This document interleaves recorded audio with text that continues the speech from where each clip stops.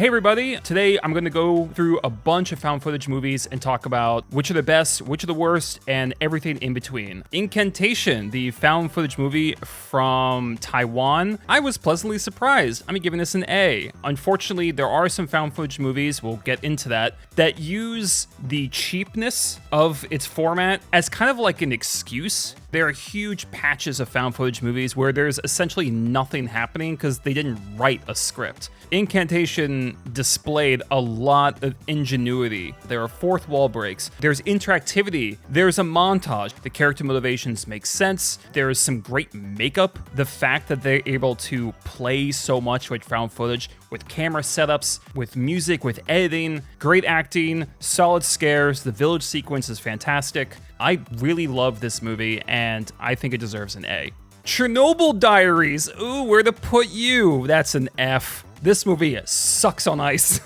Oh God, just watch the miniseries, it's so good. These might be the least likable characters in any found footage movie, and that's saying something. Oh wait, you know what? I take that back because Dashcam's approaching. These characters are either rude as shit or stupid as hell, and the decisions in this movie are just baffling. You have a kind of Hills Have Eyes mutant type movie and you barely show anything. It's like the core opposite of Incantation. It is completely bereft of creativity, of imagination, of hard work. These are just such horrible characters delivering horrible dialogue, and it doesn't even have like the frights to balance that out. Anyone watching this, before the TikTok fingers start twitching, listen to this quick disclaimer before you comment on a movie I'm missing. There's found footage like VHS, there is pseudo-documentary like Lake Mungo, and then there's screen life, which is like Unfriended, where it's all taking place from laptops.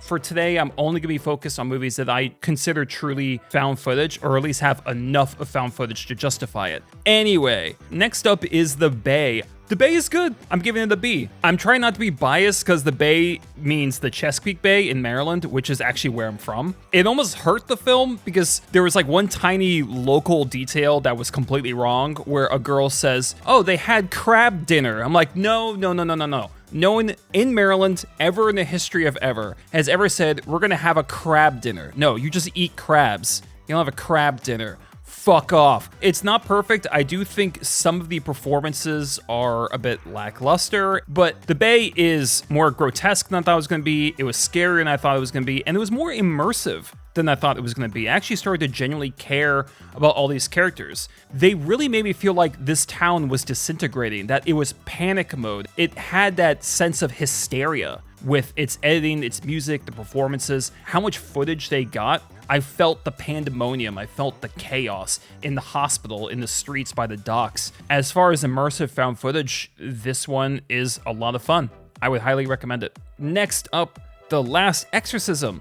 Another nice surprise, I'm giving this a B. I think the best part about this movie is actually the performances. The girl who's possessed and her kind of protective brother are excellent. The first time you meet him, you just get such chills from him, and he's like this skinny little ginger, and I would want to be within 10 miles of this kid. We've seen possessed girls all the time in movies, and this one's actually one of my favorites because during the actual possession stuff where she's writhing and screaming and all that, it's actually not that great and it's not very scary. Building up to that where she's this innocent farm girl, but there's something darker behind the eyes, those scenes are very tense. Now, this movie didn't scare me because I just don't think the horror aspects are particularly original or well shot, but kind of like for acting and for dialogue alone, I think this gets a B. Remains to be seen. If anything happens to her, I will hurt you, okay? And I don't care if the camera's watching. Okay, you can watch all at once. I will hurt you. Thank you. Dashcam! Who wants to talk about Dashcam? F! Possibly the most unwatchable protagonist in any film I've ever seen. It doesn't matter where your politics lie, like it really doesn't. This character will make you want to punch a puppy. She freestyle raps. She hassles people in public. She's not a good actress. She's loud, she's abrasive, she has an annoying voice, she doesn't know how to film properly. I don't know, like some scenes are okay, but it's all centered around such a cancer of a person there's nothing to really recommend. I would never, ever tell anyone to watch this. Even if they're not likable, they have to at least be interesting, and this person's just not. I'm gonna stop here before I get too pissed off, but Dashcam is horrible, both in concept stage and in execution. What were they thinking? VHS. I'm gonna leave it at B for now. The sequence Amateur Night, which is about 3 guys going out and picking up girls, is one of the most terrifying things I've ever witnessed. It's also a very accurate depiction of going out at night, of drunkenness, of drinking too much and staring at yourself in the mirror. So Amateur Night's fantastic. The last segment is a lot of fun. The middle 2 sections aren't great. One of them is particularly terrible. You got highs and lows in this, and I feel like the overall effect is a B. VHS 2, I'm gonna leave it at B as well. As far as like overall experience, this is probably better than the first VHS. The experience is a bit more consistent. There's one involving a cult that is very creepy and intense and very well filmed. And then there's one involving a bunch of kids and an alien invasion. As juvenile as that one is at points, I love how much mileage they get out of lights and train noises. I will say one thing though that I really appreciate is that all segments experiment with camera placement. You have a camera in an eye, you have a GoPro, you have multiple camera setups with this cult, and then you have a camera strapped to a dog. So they really got fun and creative, and I like when a horror movie is playful. VHS 94, here's the thing, I don't know where to put this at C or didn't watch because I saw half of it. Just to be perfectly fair, I will leave this at didn't watch. This movie is called Invisible 2: Chasing the Ghost Sound. The only reason I'm bringing this up is because someone recommended this. This is a found footage movie that's on YouTube. I didn't finish it because I couldn't finish it. It's like Google Translate drunk. I see comments like, the subtitles aren't great, but it's really fun. No. The subtitles are broken, okay? It is illegible. Fix your shit. Deadstream. I'm gonna give this a B. 2 main things about this movie. Number 1, the main character is very engaging. He's fun to watch. He's in over his head. And secondly, I was not expecting this amount of creature effects, makeup, and action. It's a very kind of derelict spook house kind of vibe to this. It's a live stream haunted house concept, and you just roll with it. So Grave Encounters, I'm also giving a B. It's a lot of found footage movies I've noticed.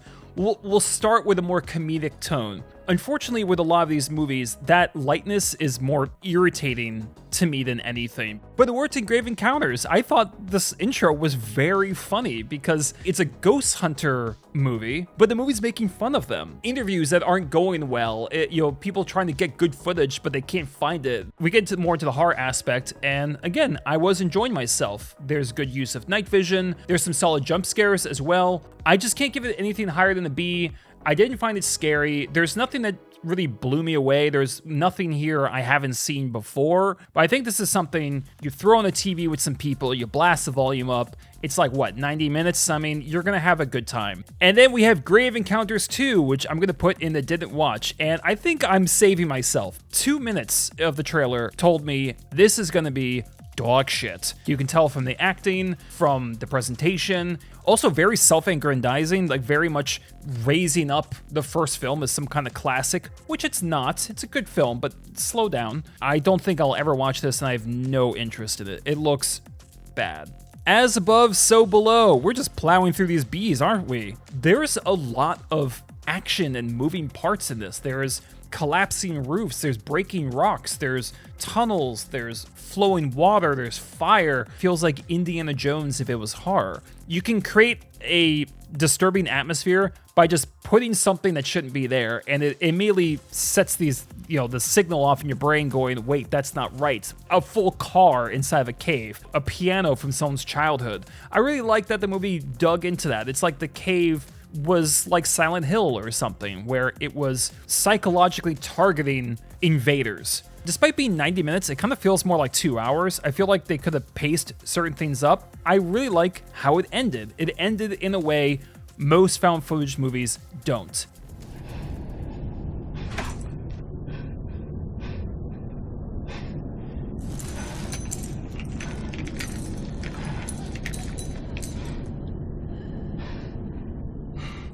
The Den. I have not seen this one. I have heard good things. I have also heard this is one of those fear the internet movies that parents watch and it scares them for their kids. I haven't seen it, so I can't say. Blair Witch Project. I have no idea where to put you. Everything that went into the film is more interesting than the film itself. They stole their map. They started giving them less food. They started putting symbols up in the woods. So a lot of the stuff you see in this film is genuine. I probably have to give C. I watched this movie too late. So this was around my time. I'm a 90s boy. There are no words to describe the impact this movie had and how many of us thought it was real. You know, we didn't really have the internet. However, I did not watch it when it first came out. I watched it like 5 years ago, and it's not that good. It's just a bunch of shitheads arguing with each other in the Maryland forest. For all the effort they put into making the actors scared, it didn't really do much to make me scared or entertained. Okay, Devil Inside. I saw this in theaters. Woo, boy. I won't spoil it, but this is the biggest fuck you of an ending I have ever witnessed. They swung big, and they didn't just miss the ball, they threw the bat backwards and they hit a baby in the face. Ending aside, it's not good, right? It's very bland and you've seen it all before. And then it gets interesting. At the end, third act, a girl is possessed in a hospital and they're trying to do an exorcism in a moving car. This movie lost me, but now I'm with you. And the moment it gets interesting, it cuts to black and then stuff happens that I won't spoil. And it was so insulting because not only was it directly insulting the audience, but it was killing its own best parts. I guess they didn't realize that that was going to be the better part of the film, but it was the only original idea they fucking had. The first like 2 minutes of this and the last 2 minutes of this are pretty solid. Everything in the middle is boring, and the ending is a slap in the face. Fuck this movie. I'm glad everyone hates it. Afflicted, C. I don't remember very much about it. I didn't find it scary. I didn't find it very interesting. I don't know if that was a budget issue or acting or script or editing or amount of footage. I just didn't buy it. I just had a really hard time staying engaged with this one, so I have to leave it at C. Wreck! S tier. This movie is phenomenal. This is probably my favorite found footage movie of all time. Spoiler, it knows when to speed up and when to slow down. The first, I don't know, like 15, 20 minutes of this, it's jovial, it's introducing the characters. The characters are likable and diverse. And then when things start to go wrong, it almost feels like a political film or something rebellious. You don't know whether this is a corrupt government doing something, and then it just escalates from there. Acting is great. People look like they're terrified, they're panicking, they scream at each other. And similar to the short Amateur Night, just as the action is ramping up to a point where it's no longer scary, it slows down to the night vision sequence. And that sequence is horrifying. The movie is very immersive. What they don't show you is often as effective as what they do. Some really clever decisions with camera placement, camera movement, and character interactions. I could go on for an hour. If you guys haven't seen this, absolutely watch it. It is 10 times better than Quarantine, which is not on this list because why should it be on this list? The better version is right here. And it's nice to see a found footage movie where I'm not watching people I hate and hoping they'll die. Rec 2, which I'll give a B. This is a bit more action focused. There's still smart decisions regarding where they place the camera and what kind of coverage they get. I generally would see this as a downgrade of Rec in pretty much every way. I don't think the characters are as interesting. I don't think the pacing is as effective. That being said, it's still perfectly decent. I wouldn't tell anyone not to watch this. It's still fun. It's just kind of like a more hyper version of Rec with some of the artistry turned down. Apollo 18, did not watch. The Visit, I did watch, unfortunately. I don't understand the boner that people have for M. Night Shyamalan. Are you not listening to this dialogue? Are you not paying attention to these performances? Do you really think this kid freestyle rapping 3 times in this movie is great filmmaking? Like, does this endear you to them? Because it really didn't for me. Bad jump scares. The camera placements make no sense. There's no care. It's like an alien race wrote that, trying to emulate human behavior. I don't think he's some auteur who's doing something bold and brave. I think he's just a bad fucking writer. The Pyramid. This one's pretty bad. I'm gonna leave it at a D. There's not much to really say. I like an Egyptian setting. I'm a sucker for the first 2 Mummy movies. There is plenty of opportunity when it comes to Egyptian horror. Just not this one, not this kind of acting, not this kind of dialogue. All the found footage cliches are here, and I'm struggling to even remember it. House LLC, I'm giving you a B. I love the intro. The idea of a spook house event where something actually goes wrong, I think is a brilliant setting. At what point does your brain switch from, oh, this is part of the game, to, oh no, wait, something's actually wrong? Fantastic intro, some truly great scares later on in the film.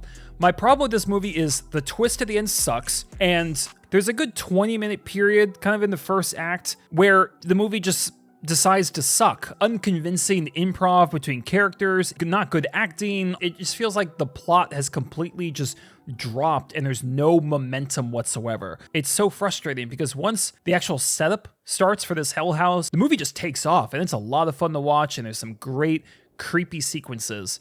You're building something to look scary, so you have things lying around you that are scary. There's so much gold to mine. I do think they could have ramped it up even more, but for what it is, solid B. Hell House Origins, Carmichael Manor, and it's a D. I can't enjoy the juicy parts to this movie because the protagonist is such a bundle of AIDS. I hate her. Smarmy, she's obnoxious, she's not a good actress. The dialogue is terrible. Cringy ego just wafts from her, and it's like being in the elevator with a serial farter and you can't get out. And I can't enjoy how they set up the story. I can't enjoy the set design because I'm stuck with the fart. When you're stuck with that, it's all you can smell, it's all you can think about. I think I've kind of tortured that metaphor more than the movie tortured me, so I'll just leave it at that. I can't enjoy the other aspects to this movie when the protagonist, the story, and the acting is so poor.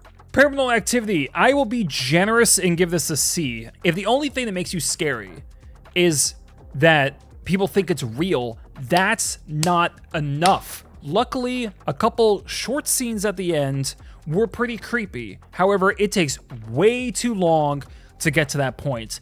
I don't think the actors are very skilled. Even at their worst, the VHS movies experiment. They have fresh ideas. They try things with character design, with camera work, with plot, with setting. This is such a nothing cheap movie that made way too much money. It's a D. Taking the Deborah Logan, it's gonna piss some people off, but I gotta leave it at C. There's a lot of movies out there that try to be scary because it's about taking care of someone with dementia. There's so many that just go, okay, we're gonna put a woman with dementia in a house, and occasionally she'll like walk around, ooh, scary. Again, it's not enough. The main actress, I think she does a good job. She has a lot of screen presence. There is one or two scary sequences.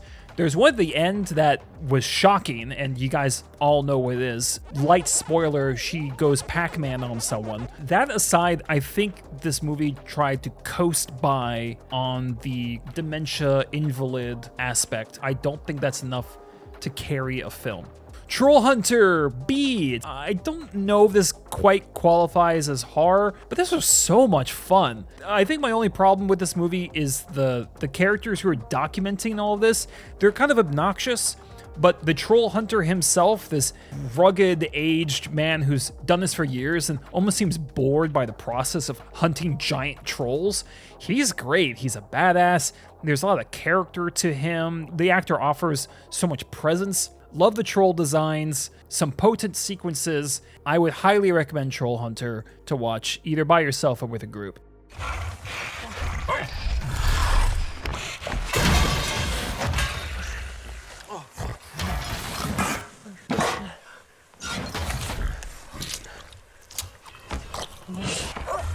Antrum, F, terrible. One of the least believable ones of these movies. I think this one might be closer to a pseudo-documentary than found footage, but whatever, it's on here and it sucks. When you open your movie with a character saying that the movie itself isn't that scary, it's kind of like these other movies I've seen where a character says a joke and another character says, wow, that's a terrible joke, and that's supposed to be funny again, it's fucking not. It's just a bad joke. And this is just a bad movie. It's not scary, slow as molasses, and none of the acting is convincing. Creep. We're going to get into some controversial takes here because I think Creep is a D. I think the only thing I like about this movie is Mark Duplass. He does a admirable job playing someone who is a creep. His little smirks, his body language, offset friendliness, I think is the best way I can really describe it. This would be scary if it was happening to me personally, but watching it, again, you have to try as a movie, as a story, to immerse me in it. You can't just go, wouldn't this be scary if this happened to you? Yes, it would. I would also be out the fucking front door. Not much happens in this. It's going by vibe and realism alone. I admire Mark Duplass in this movie, but that is balanced out by the worst jump scare in film history, possibly. It's awful. There are jump scares all over this movie. They're all cheap. They're all shitty. There's no fear factor or build up or suspense or art in any of them. I gotta take major points off for that. Devil's Pass. This is, you know what this is? This is one of those movies where you're with a friend or your gal or your guy, and you're like, I don't know what to watch. Can we just put on something to fall asleep to or for background? Not that it's a bad movie, but like something that's decent enough, moves fast enough, is kind of fun in places. Other places you kind of zone out and you just chuck it on. Devil's Pass is that. Be My Cat. Yeah, I'll leave it at F because it was so hard to get through this. It's boring, it's uneventful. I like the idea of this seedy underground, snuffy kind of film. However, this is just boring. So, I mean, what do you want from me? All right, House October Built. Have not seen it. Should I watch it? Is it scary and or is it good? Let me know in the comments. Noroi always brings out the angry comments on my channel. I am not a huge fan of this. I have to leave it at C. Call it a C+. I think this would have gotten a B if it was like a half hour shorter. This thing is just too long. I'm sorry. I know it's found footage, but it's about people who are kind of creating a documentary. It's a documentary. It's an investigation. They're grabbing all this footage. You would think they would want it to look good. This is an awful looking film. It's terrible. For the kind of movie this is, I would have preferred better music, better camera work, better lighting. The acting's fine. There's a guy with aluminum foil that I'm still conflicted on whether he's embarrassed himself or giving a brilliant performance. I don't know where I land on that character, but at least he is engaging to watch. He is definitely the most interesting person in the movie. Out of all the movies on this list, I wanted to like this one the most. The Tunnel. I'm giving you a B. The acting was solid and the character work was good. I understood all the motivations for these characters. Their interactions I bought, which is a common problem with a lot of these found footage movies, where they just let them improv, so they usually just argue. But here, this actually felt like lines being written and being performed by talented actors. The suspense that's built up to the horror is very well done. The kind of shots they set up, it made sense for why someone was filming. The first death in this movie is great because even though it's basically off screen, the use of audio during it was genuinely disturbing. It's the kind of movie that's a joy to follow. In your brain, you're taking inventory of the different tools they have, the batteries on the flashlights, the mics and the other equipment. Because the characters and the story pulled you in, you're now engaged, and then the movie can start playing with you. It's not a masterpiece or anything. It's not as terrifying as some of the other ones on this list, but I think this is pretty solid. The Tunnel is a good movie. And last up, Gonjiam Haunted Asylum. Ooh, I'm gonna leave you at A for now. I watched it again, and this is the first time this ever happened. It scared me more on a second watch. There's so much imagination packed into this film. They defy physics. They use night vision to great effect. All of those camera placements are each used for specific frightening sequences. Oh my God, the amount of care that went into the horror in this movie. It's not just jump scare, we're done. It's establish, and then let's take what we established and make each of those things freak out our audience in new and creative ways. I really have to emphasize that third act is so freaking scary. On one side, I don't want to overhype it. On the other side, I'm just gonna be honest, it scared the shit out of me. God, what a payoff. that's going to do it for my found footage horror tier list. Be sure to check out this playlist for other horror videos. If you want to support the channel, Patreon link below, and subscribe. You guys are the best, and as always, thanks for watching.